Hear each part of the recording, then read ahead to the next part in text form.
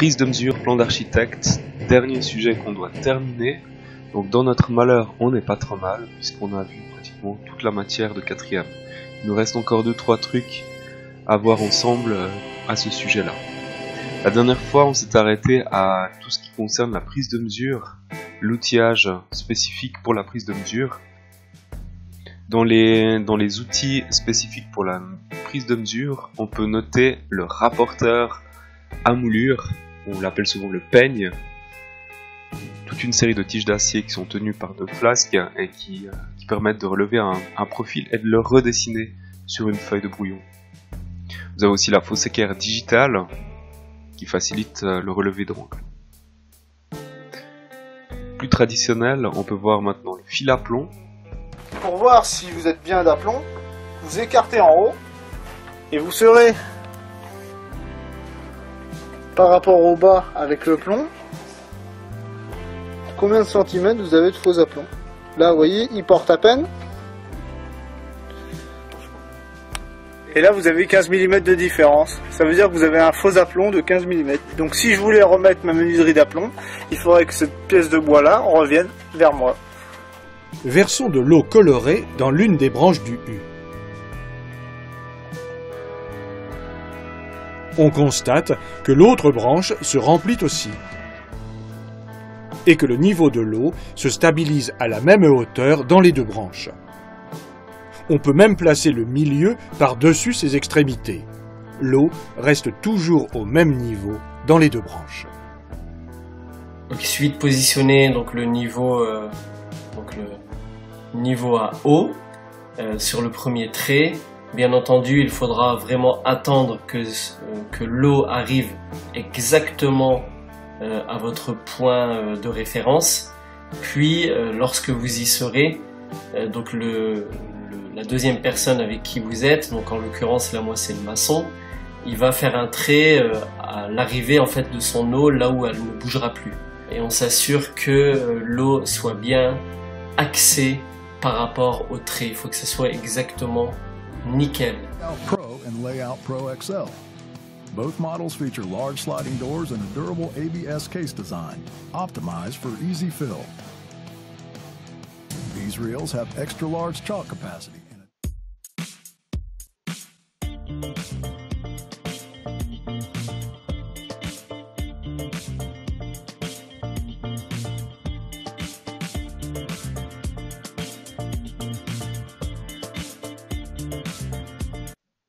Voilà, le déverrouillage qui permet de libérer la lentille pour qu'elle soit bien d'aplomb et du coup que vous ayez un niveau et un aplomb parfait.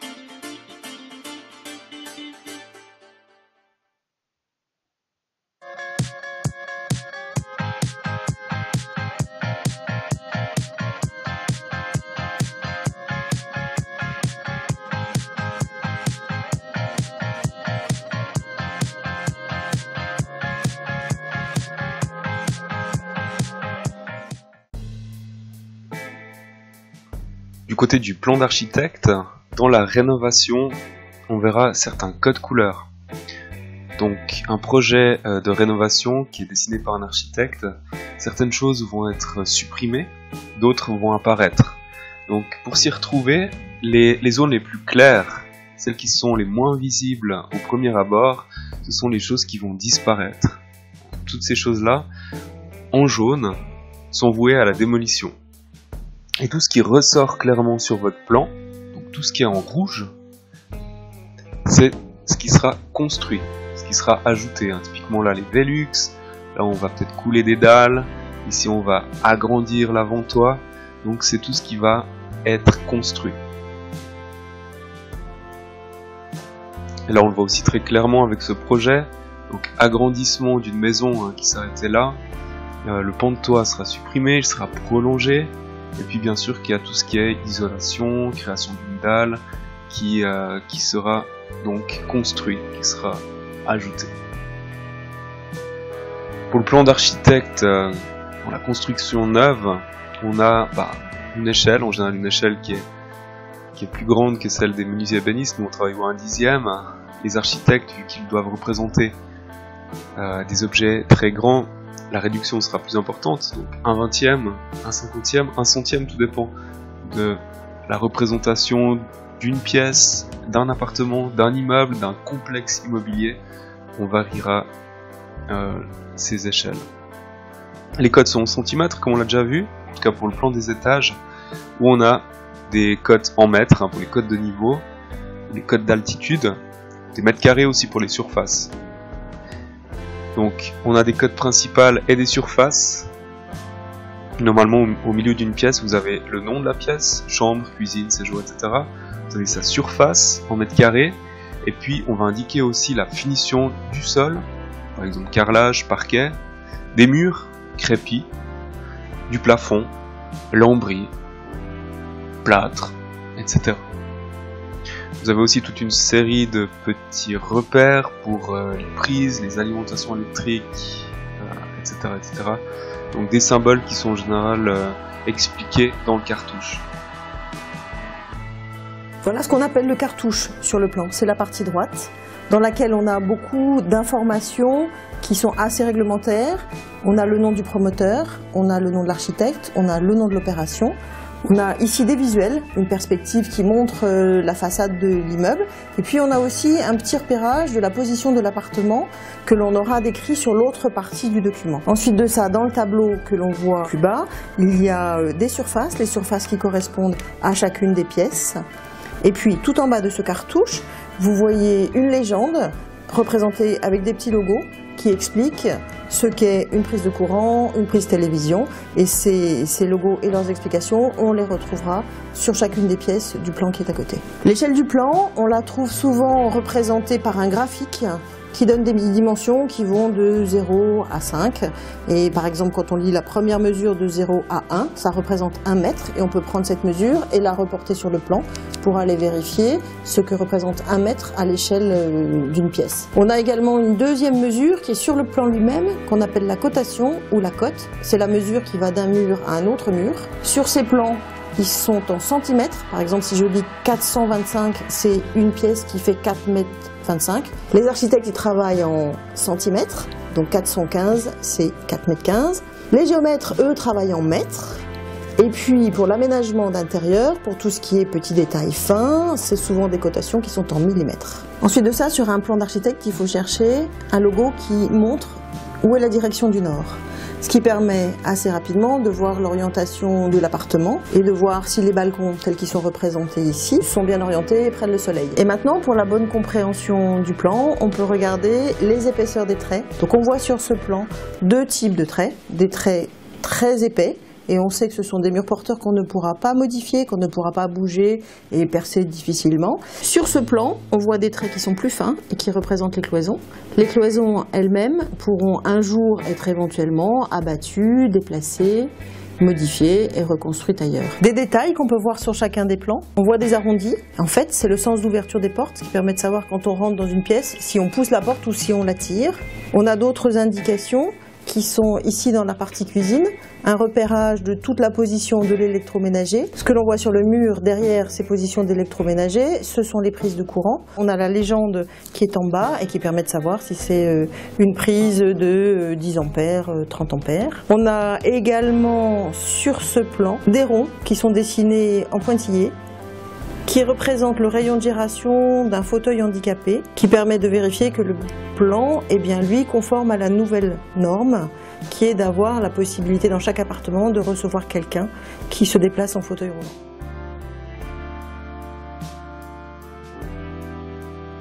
On a déjà vu certaines abréviations dans notre exercice précédent.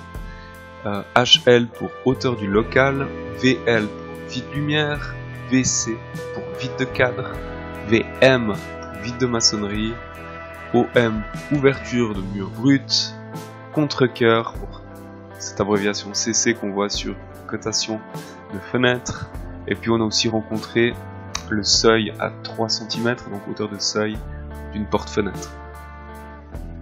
Sur notre exercice précédent, on a pu relever une petite différence entre un mur brut sur dalle.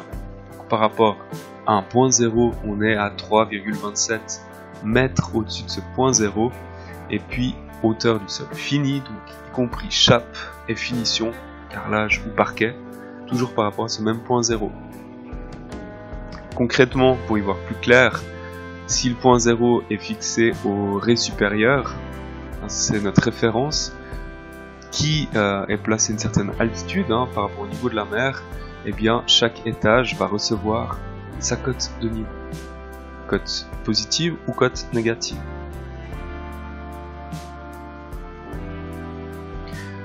Sur le chantier, il arrive parfois que vous voyez le tracé du mètre fini.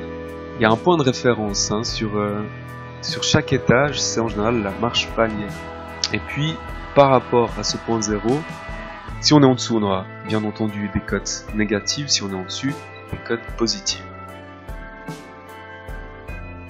Et le tracé du mètre par rapport au sol fini peut se faire typiquement pour les électriciens qui doivent placer des prises à bonne hauteur. Le sol n'est pas encore fini, il n'a pas encore été posé, parfois il n'y a que la dalle. Donc ce tracé du mètre fini est vraiment utile pour placer une prise au bon endroit. Alors, pas que tout d'un coup on se retrouve avec une prise trop basse qui arrive dans les meubles de cuisine. Du côté du menuisier, pour ceux qui posent des huisseries métalliques, et elles sont posées parfois avant les murs, avant la chape. Donc il faut les aiguiller avec des cottes en bois avant que les maçons fassent leur cloison. Donc là aussi c'est hyper utile d'avoir ce tracé du mètre fini. Donc on va le tracer avec un niveau à haut, comme on a pu le voir dans la vidéo précédente, ou bien alors plus moderne, le niveau rotatif laser. Utiliser un niveau à bulle, c'est un petit peu long et fastidieux pour reporter ce trait d'une pièce à l'autre. On a des moyens quand même plus performants aujourd'hui. On peut se poser la question, pourquoi va-t-on sur le chantier, puisque la prise de mesure a déjà été effectuée sur le plan d'architecte. Évidemment, ce plan d'architecte a été établi avant la construction.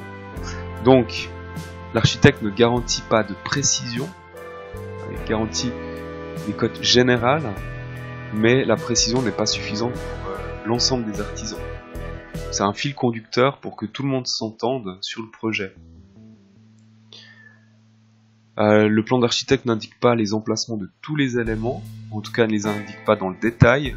On l'avait vu dans l'exercice précédent, on avait une penderie, donc on avait juste le vide entre cloisons qui est à vérifier sur place, il y a peut-être eu des modifications, et puis en aucun cas on voit apparaître les inégalités du mur, les petites différences et tout ce qui est détail qui nous concerne.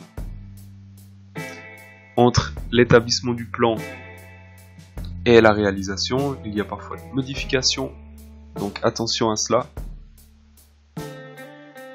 Et puis tout simplement, votre contrat de vente avec un architecte stipule clairement que vous êtes tenu d'aller prendre les mesures sur place. Donc on ne peut pas se retourner contre un architecte qui auraient fait des plans qui seraient différents de la réalité. Donc, vous êtes tenu d'aller sur place pour des questions légales.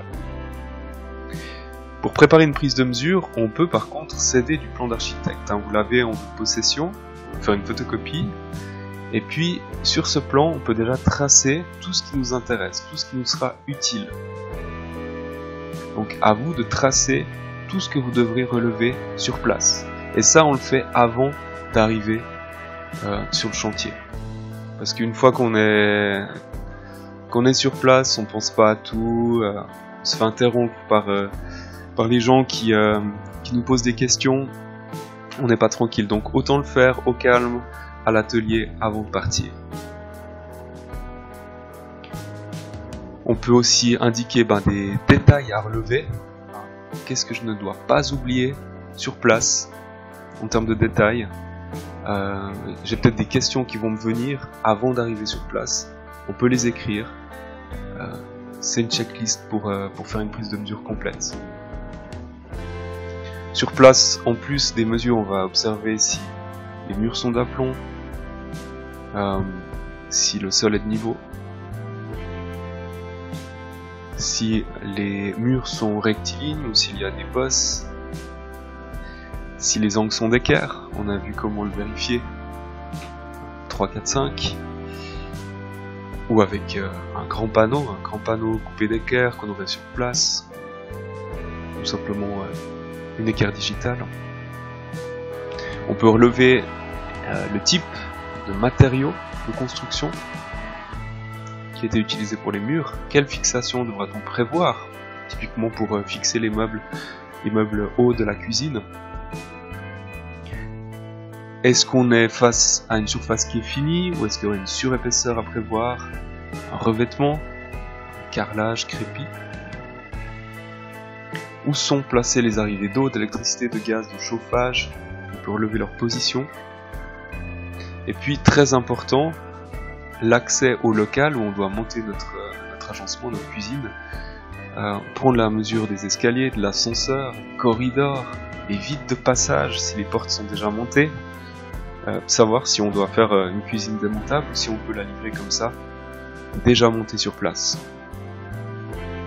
Important aussi de relever le sens d'ouverture des portes et des fenêtres, pas qu'il y ait des conflits entre l'ouverture de la fenêtre et le meuble que vous allez poser. Les vannes de radiateurs, moi j'ai eu des mauvaises surprises à cause de vannes de radiateurs dont j'avais oublié de relever la position, et puis j'avais une porte d'armoire qui s'ouvrait pas complètement parce qu'elle arrivait embutée contre la vanne de radiateur. Et ça, c'est des frais supplémentaires, il faut changer la vanne, il faut modifier l'armoire. Ne pas hésiter à communiquer avec la direction des travaux, donc l'entreprise générale qui se charge de la direction du chantier. Les incohérences, on a vu quelque chose sur un plan, mais en réalité on n'a pas du tout ça. Qu'est-ce qui se passe?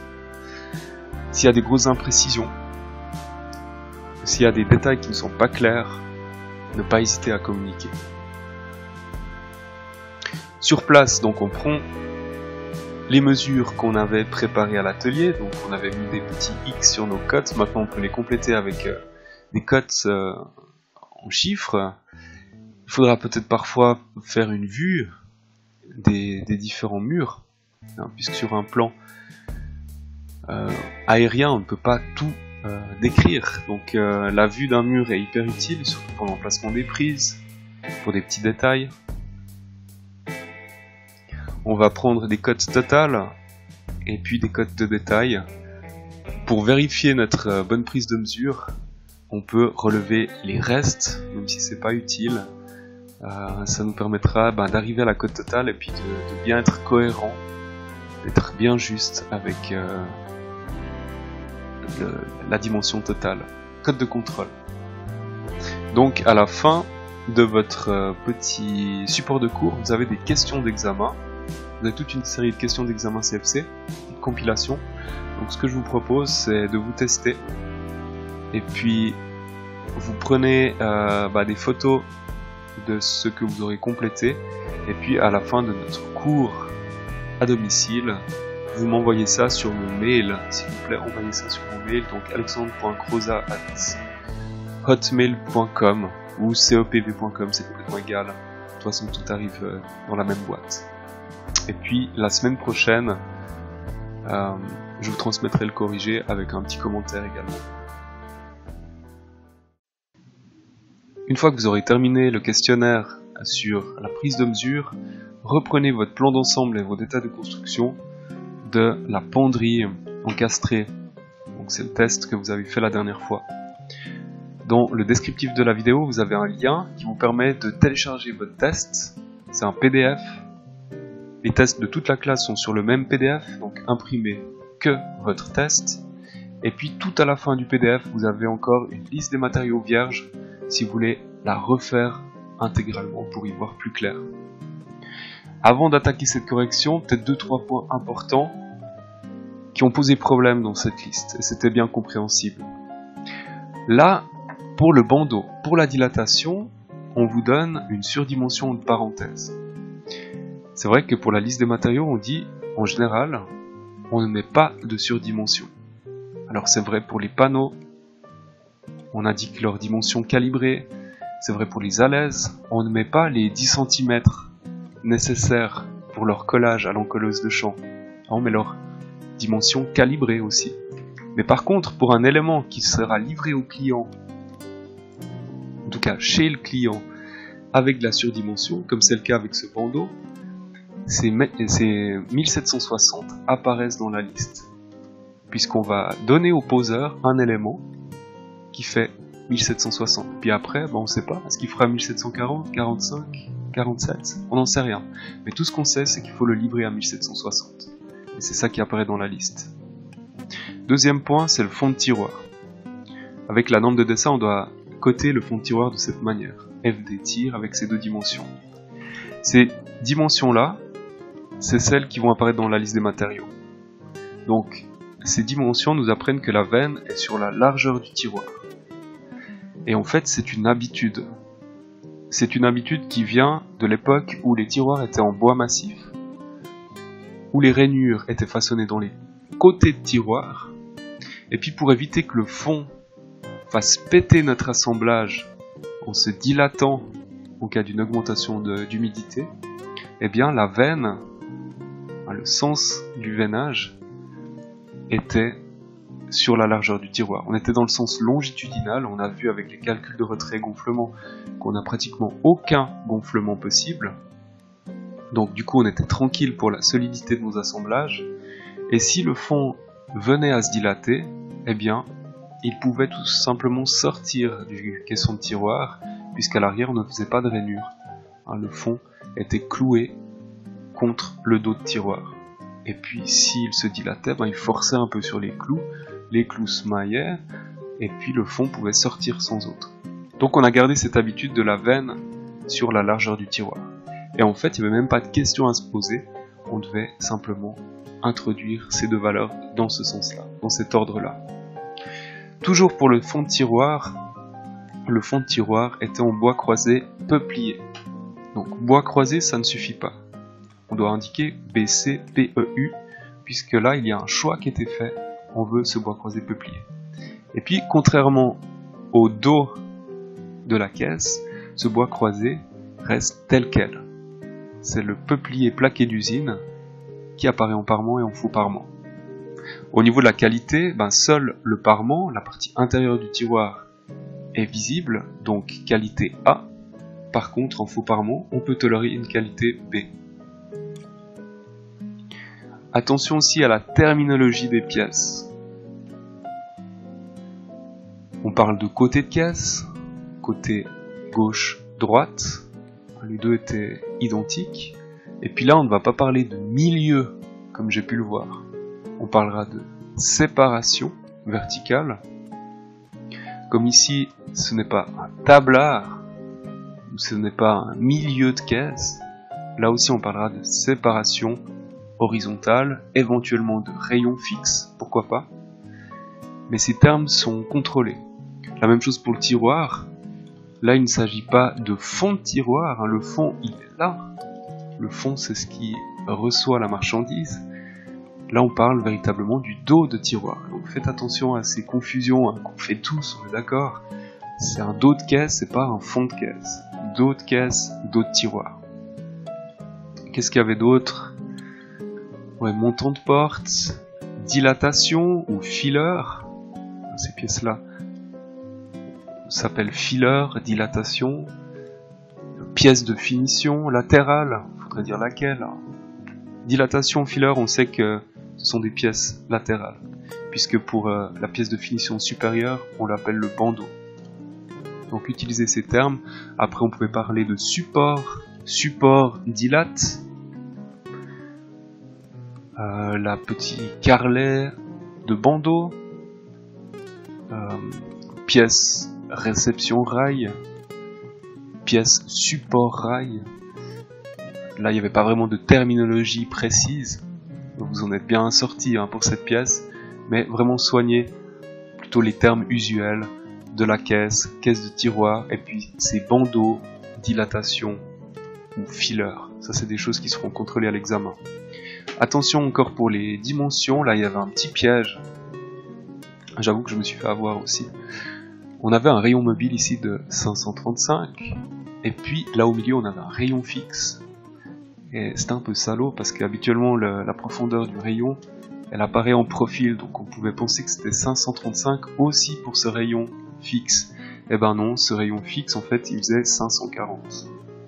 Il était marqué ici par l'arête qui était du coup affleurée à la caisse. Donc ça c'était un petit piège.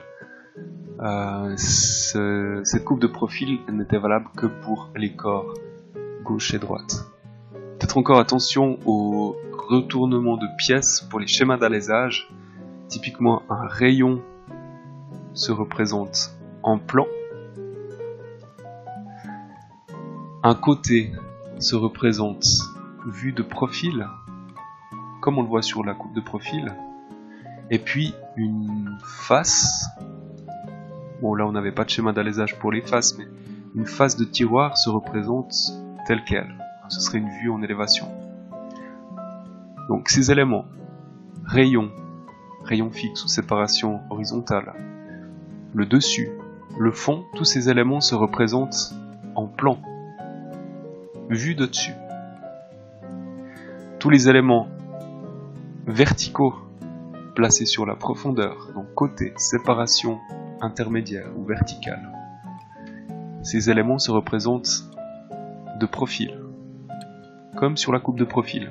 Puis tout ce qui est face, ça peut être une porte, si elle était alésée, une face de tiroir, se représente telle qu'elle, vue en élévation. Alors prenez un petit peu de temps pour corriger cette liste, la reprendre de A à Z si nécessaire. Faites en sorte que pour chaque élément, vous complétiez toutes les colonnes à la fois, pas qu'en arrivant à la fin de la liste, on doit refaire des schémas d'alésage, qu'on doit réfléchir à nouveau aux pièces que vous avez déjà passées en vue. Ça c'est une grande perte de temps et on n'arrive pas à la terminer en 30 minutes. Donc forcez-vous à tout traiter à la fois. Et le schéma d'alésage est là aussi pour vous aider dans la liste, donc faites-le, c'est important.